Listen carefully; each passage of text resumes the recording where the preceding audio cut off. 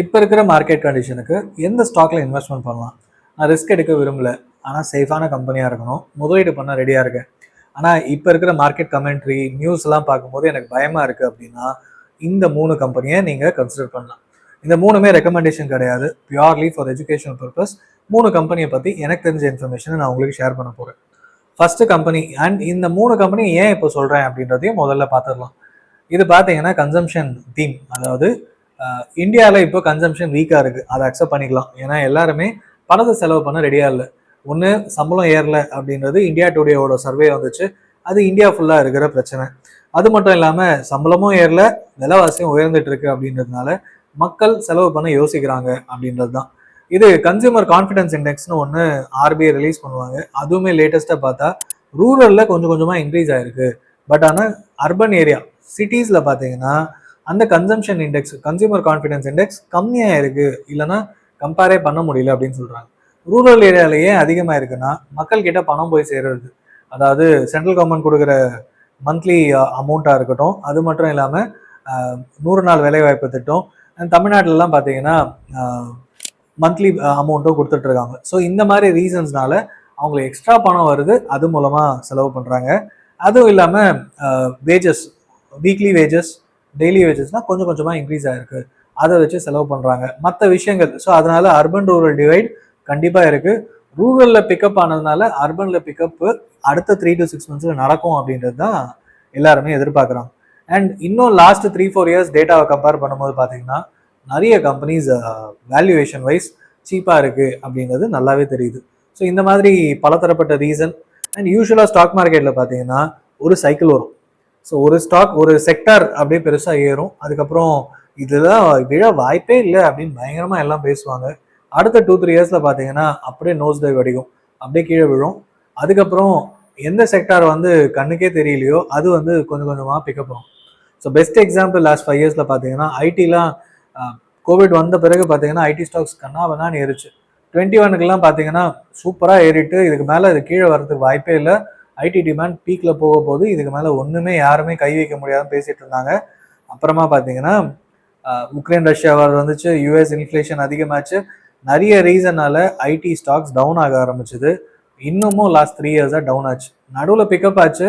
Trump வந்த பிறகு பார்த்தீங்கன்னா ஆட்டோமேட்டிக்காக அந்த கான்ஃபிடன்ஸ் இறங்கி போச்சு.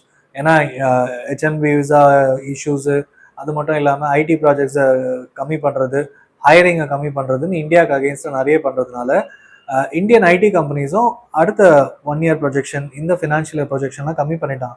அன்சர்டனிட்டி அதிகமாக இருக்கணும்னு சொல்லிட்டாங்க. ஸோ இந்த ஐடி ஸ்டாக்ஸ் இஷ்யூஸ்னால ஐடி ஆஸ் அன் இண்டெக்ஸும் சரி, ஐடி ரிலேட்டட் மியூச்சுவல் ஃபண்டும் சரி பயங்கரமாக அடி வாங்கிருச்சு. சரி, இந்த 3 yearsல இது மாதிரி ஆச்சா? கன்சம்ஷன் எஃப்எம்சிஜி செக்டர் பார்த்தீங்கன்னா கோவிடுக்கு அப்புறமா அந்த டவுன் ஆனது பிக்கப்பே ஆகலை. ஏன்னா மக்கள்கிட்ட பணம் இல்லை. இந்தியாவில் வந்து அந்த இப்போ சொன்ன இஷ்யூஸ் தான், வீக் கன்சியூமர் டிமாண்டு, அண்ட் எல்லாருமே ஒரு பேஸ்ட் வாங்கினாலும் ரொம்ப நாள் வச்சுக்கிறாங்க.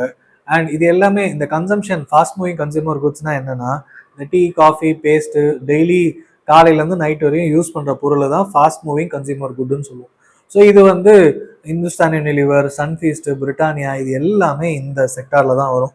ஸோ இதெல்லாம் வந்து மக்கள் கன்சியூம் பண்ணுறதை குறைச்சிக்கிட்டாங்க, இல்லைன்னா ரொம்ப நாள் யூஸ் பண்ணுறாங்க. அது மட்டும் இல்லாமல் இன்ஃப்ளேஷன் அதிகமானதுனால இவங்க ப்ராஃபிட்ஸும் ரொம்பவே அடி வாங்கிடுச்சு அப்படின்னு சொல்லலாம். ஸோ இந்த நிலைமையில இப்போ இந்த மாதிரி இடத்துல என்ட்ரி ஆனோம்னா ஒரு நல்ல வேல்யூவேஷன் ஆர்எல்ஸ் ஓகே மாதிரியான வேல்யூவேஷன் என்ட்ரு ஆக முடியும். லாங் டேர்மில் நல்ல ப்ராஃபிட்ஸ் கிடைக்கும் அப்படின்னு எதிர்பார்க்கலாம். அப்படி ஒரு கம்பெனி பார்த்தீங்கன்னா ஐடிசி. ஆக்சுவலாக இது ஒரு சிகரெட் கம்பெனி, ஆனால் இன்னமும் எல்லாரும் இது எஃப்எம்சிஜியாக நம்பிட்டு இருக்காங்க. எஃப்எம்சிஜி வேல்யூவேஷன்ஸோட கம்பேர் பண்ணுறாங்க. ஸோ லாஸ்ட் 10 years பிஇ பார்த்தீங்கன்னா கிட்டத்தட்ட 26, இப்போ இது லாஸ்ட் 10 years பிஇல இருக்கு. அண்ட் எஃப்எம்சிஜி செக்டார் ரொம்பவே இம்ப்ரூவ் ஆயிருக்கு. இந்த வருஷம் 26% ரெவென்யூ பிரேக்கப் கொடுத்துருக்கு. மீதி மெஜாரிட்டி பார்த்தீங்கன்னா இன்னமும் சிகரெட்டு தான். இந்தியா ஃபுல்லாக ஆர்கனைஸ்டு மார்க்கெட்டில் 80% மார்க்கெட் ஷேர் ஐடிசி தான் வச்சுருக்காங்க. அண்ட் ரிமைனிங் பார்த்தீங்கன்னா அந்த பேப்பர் போர்ட் மேனுஃபேக்சரிங், அப்புறம் ஐடிசி ஹோட்டல்ஸு, அது இல்லாமல் ஐடிசி சாஃப்ட்வேர் கம்பெனி, இதெல்லாம் வந்து ஒரு சில பர்சன்டேஜ் ஆஃப் ரெவென்யூ கொடுத்துட்ருக்கு. அதெல்லாம் single digit. So majority cigarette, FMCG தான் மெயின்.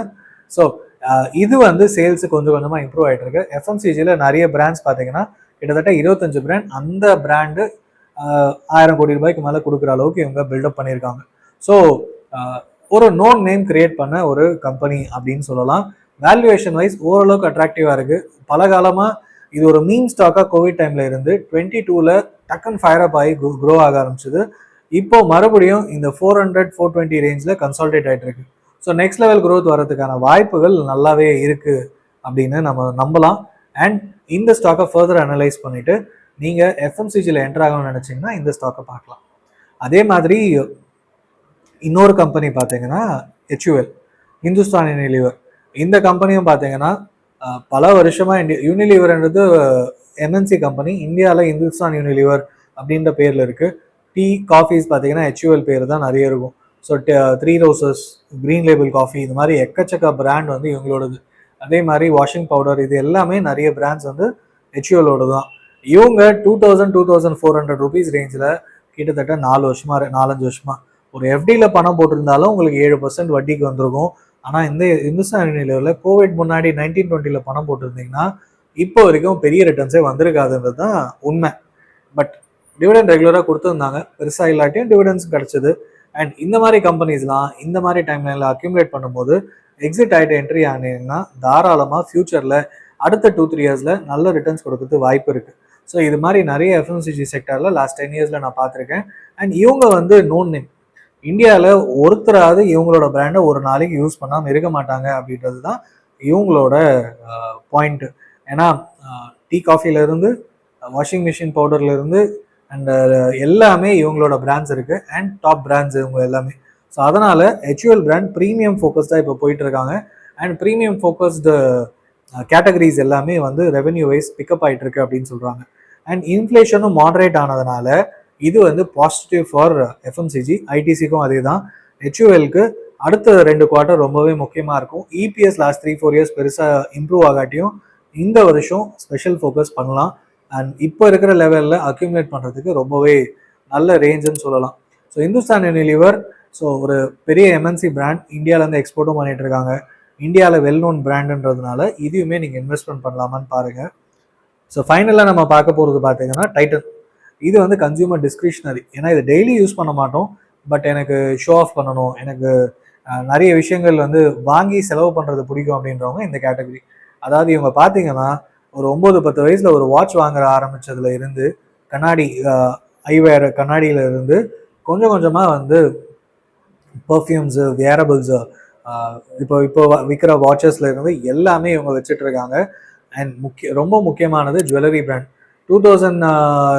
அரௌண்ட் 2000 வந்து இந்த ஜுவல்லரி பிராண்ட் மூடலான்ற நிலைமையிலேருந்து பிக்கப் ஆக ஆரம்பிச்சுது. இப்போது 85% ஆஃப் த ரெவென்யூ டைட்டனுக்கு இதில் தான் கிடைக்குது. மார்க்கெட் கேப் கிட்டத்தட்ட 3 லட்சம் கோடிக்கு மேலே போயிடுச்சு. அண்ட் லாஸ்ட் 22 வருஷத்தில் பார்த்தீங்கன்னா 1 லட்சம் ரூபாய் முதலீடு பண்ணியிருந்தீங்கன்னா இந்த டைட்டன் ஸ்டாக் கிட்டத்தட்ட 170 கோடிக்கு மேலே கிடச்சிருக்கும். ஏன்னா அப்போ வந்து ஒரு 6,000 ஷேர்ஸ் கிடச்சிருக்கும். அப்புறம் போனஸு ஸ்ப்ளிட்லாம் பண்ணாங்க. அதோட மொத்த மதிப்பு இப்போ 31,000 ஷேர்ஸ்க்கு மேலே இருக்கும். இப்போ இருக்கிற ஸ்டாக் ப்ரைஸ்க்கு மல்டிப்ளை பண்ணால் கிட்டத்தட்ட 170 கோடிக்கு மேலே வந்திருக்கும். ஒரு யோசிச்சு பாருங்கள், 1 கோடி ரூபாய் 1 லட்ச ரூபாய் முதலீடு பண்ணி 170 கோடி. ஆனால் 23 வருஷம் வெயிட் பண்ணோம். ராகேஷ் ஜுன்ஜுன்வாலா பாப்புலர் ஆகிறதுக்கு ஒன் ஆஃப் த கம்பெனினா டைட்டன் தான். ஏன்னா 2003-4 பல்க் இன்வெஸ்ட்மெண்ட் இதில் பண்ணார். கிட்டத்தட்ட மெஜாரிட்டி ஸ்டேக் எடுத்தார். இன்னமும் அவர் இறந்த பிறகும் அவரோட ஹோல்டிங்ஸ் வந்து ஓரளவுக்கு தான் குறைஞ்சிருக்கு. டைட்டன் அவருக்கு மெஜாரிட்டி பெரிய ரெவென்யூ கொடுத்துருக்கு. அதே மாதிரி ஐடிசிலையும் 23 வருஷத்துக்கு முன்னாடி 1 லட்ச ரூபாய் போட்டிருந்தீங்கன்னா கிட்டத்தட்ட 1.3 crores. அது மட்டும் இல்லாமல் ஐடிசியை பொறுத்த வரைக்கும் சூப்பராக ரெவென்யூ டிவிடெண்ட்ஸும் டிக்ளேர் பண்ணியிருக்காங்க. அண்ட் நடுவில் போனஸ் ஷேர்ஸும் இந்த கம்பெனியில் கொடுத்து மிகப்பெரிய ப்ராஃபிட்டபுளாக இந்த கம்பெனி மாறி இருக்கு. ஸோ 1 லட்ச ரூபாயிலேருந்து 1 கோடி அண்ட் 170 கோடி. எனிவே போட்ட போனம் கம்மி, ஆனால் கிடைக்கிற லாபம் ரொம்பவே பெருசு. ஸோ ஸ்டாக் மார்க்கெட்டை பொறுத்த வரைக்கும் லாங் டேர்மில் ஸ்டாக் ஸ்ப்ளிட், போனஸ் ஷேர்ஸ்லாம் கிடைக்கிறதுனால நீங்கள் லாங் டேர்ம் இருந்தால் லாபம் அதிகம். அண்ட் இந்த மாதிரி லார்ஜ் கேப் ஸ்டாக்ஸில் ஃபோக்கஸ் பண்ணிங்கன்னா ஸ்டேபிளாக இருக்கும். ரெவென்யூ நடுவில் ஒரு 3-4 இயர்ஸ் ஸ்டாக் ப்ரைஸ் இன்க்ரீஸ் ஆகாட்டியும் பயப்படாமல் இருக்கலாம். இந்த மாதிரி கண்டிஷன்ஸ் நிறைய கம்பெனிஸ் வரும். உங்களுக்கு தெரிஞ்சதுன்னா எக்ஸிட் ஆகிட்டு ரீஎன்ட்ரி ஆகலாம். அப்படி இல்லைனா இவ்வளோ வருஷம் ஹோல்ட் பண்ணுறீங்க அப்படின்னா 3-4 இயர்ஸ் ஒன்றும் இல்லாட்டியும் ஸ்டாக் ப்ரைஸ் மூவ்மெண்ட் இல்லாட்டியும் நல்ல ரெவென்யூன்னு உங்களுக்கு மார்க்கெட் வேல்யூன்னு காமிக்க போது ஓவரால் உங்களுக்கு ப்ராஃபிட்டபுளாக இருக்கும். ஸோ அடுத்த 6 months to 1 year consumption sector pickup ஆகுன்ற ஒரு ரீசன், ஆஸ் வெல் அஸ் இந்த ஸ்டாக்ஸோட வேல்யூவேஷன்ஸ் ஓரளவுக்கு அட்ராக்டிவாக இருக்குது அப்படின்றதுனால இதை நீங்கள் வாட்ச் லிஸ்ட் வச்சுக்கோங்க. கொஞ்சம் கொஞ்சமாக இன்னும் அனலைஸ் பண்ணிவிட்டு அக்யூமுலேட் பண்ணுங்கள். It's just a tipping point and for education purpose share பண்ணுறோம். அண்ட் பியூர்லி இது ஸ்டாக் ரெக்கமெண்டேஷன் கிடையாது. இது வந்து ஒரு ஸ்டார்டிங் பாயிண்ட், அதுதான் டிப்பிங் பாயிண்ட்னு சொல்லிட்டேன். உங்களோட அனாலிசிஸ்க்கான ஸ்டார்டிங் பாயிண்ட்டாக எடுத்துக்கோங்க. தேங்க்யூ ஃபார் வாட்சிங். வேறு ஏதாவது டவுட்ஸ் இருந்தாலும் இந்த 3 ஸ்டாக் பற்றி கீழே கமெண்ட் பண்ணுங்கள்.